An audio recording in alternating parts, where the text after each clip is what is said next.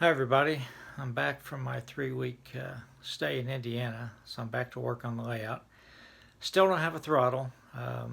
I'm just going to be patient with NCE. I know they're a small company, and with this virus, I'm sure that they've been hit hard by it.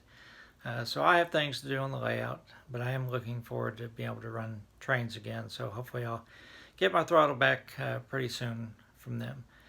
So I talked about last week how I'm going to make my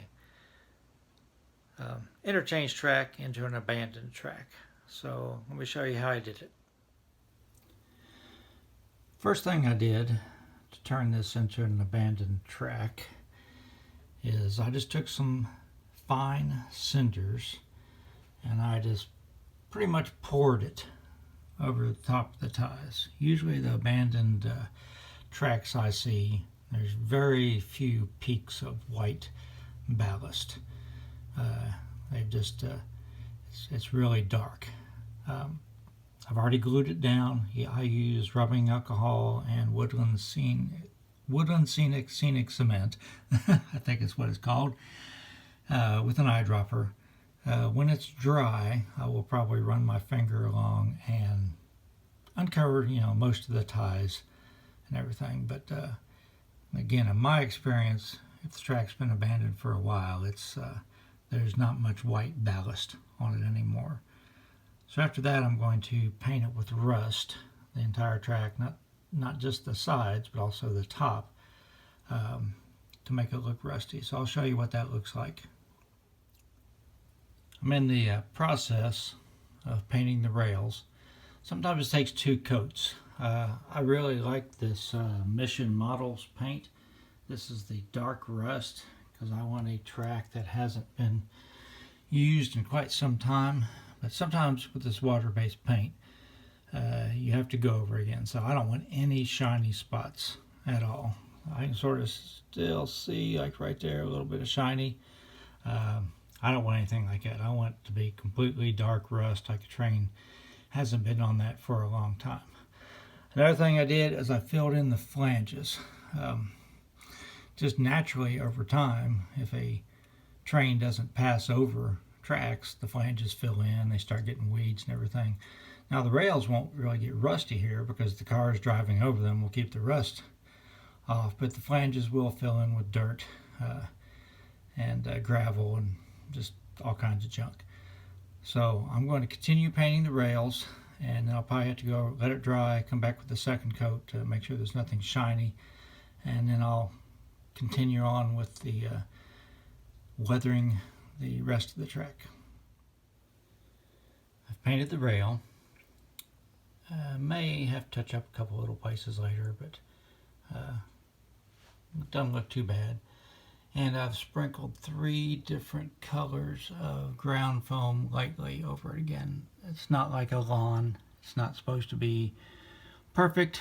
I still want some ballast showing through, some cinders showing through. Yeah, I can see in the video that I'm going to touch up a couple of tops of the rails, shining up, which I can't see as well with my eyes. But as the paint dries, they show up more.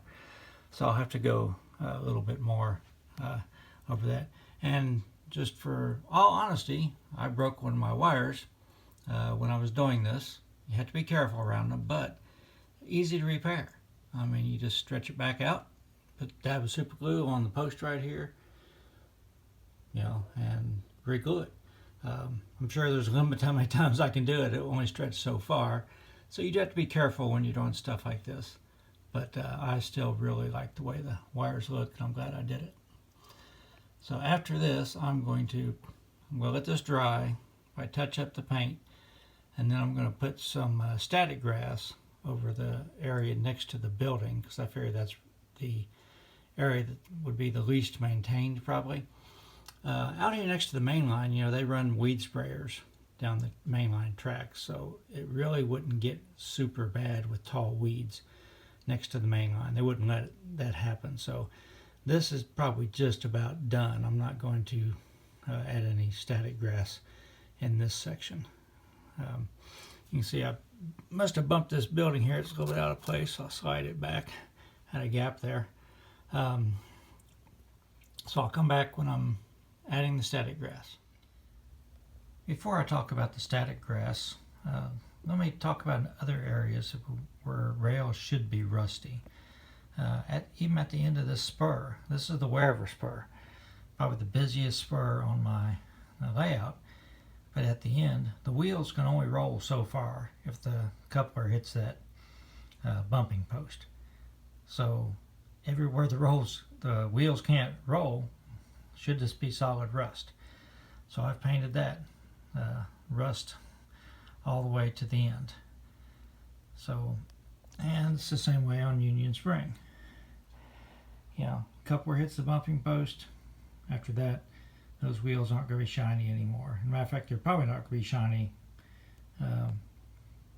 close to the bumping post, because the railroads don't really want to hit the bumping post. That's just a safety item to keep it from going off the end of the rails. It's not designed to have something hit it all the time. But those are other areas that you can add detail to your layout to make it look a little bit more realistic. So now let's go on to the static grass. Here it is after I put the static grass on it. I may take the static grass on into that field a little bit more just to blend it in. I'm saying that around in front of that building they keep the weeds sort of cut down a little bit just because it's a business there. So I didn't extend the static grass all the way back there. But this area right here is sort of abandoned. So they would have, you know, I just sort of let that go. So you can still see the top of the rails a little bit here and there, and that's the way I wanted it. Again, up next to where it joins to the main, they wouldn't let it get that weedy, so it's black ballast, and you know, the flangeways are filled in, but it's a little bit neater looking around this building. I've got one more thing to show you, and then we'll call this a wrap. I finished the Oak Hill Depot. The color that I had it last week, although I liked it, didn't really match some of the prototype photos. I wanted to model it when it was really late in its life, when the paint had really faded. So I mixed up a custom color of yellow and white and painted it again, brush painted it, and then touched up all the maroon trim. Have the station sign. I've got the two-tone roof just like it was in later years. The overhang on the back is right against the street, so they cut that off. It wasn't as big as the overhang on the front. And I added an air conditioner down here in the window, which is kind of hard to see. When I get it on the layout, I'll probably put a stick under it to prop it up, like a lot of times you saw, stuff like that. And on the back, I had to splice together the walls to get the accurate window spacing. But pretty happy with it for everything I had to do. Again, it wasn't the kit I would have chosen. Maybe someday I'll scratch build one, but I think this will work for now. So thanks for watching. Post comments, questions down below. I'm working on the freight house, so I will let you know when that's done.